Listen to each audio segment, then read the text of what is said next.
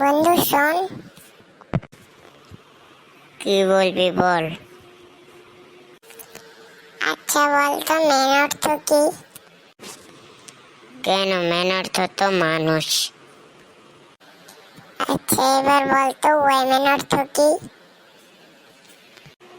Women অর্থ নারী। আচ্ছা তাহলে পুরুষ ইংরেজি কি? মেন। যদি পুরুষ ইংরেজি ম্যান হয়, হুম।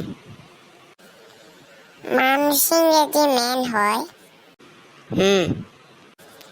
তাহলে ম্যান অর্থ মানুষ, ওয়েমেন অর্থ নারী, ম্যান অর্থ মানুষ, ম্যান অর্থ পুরুষ কেন?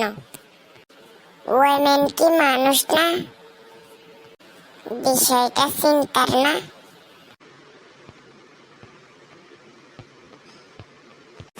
ও, আমি তো জানতামই না।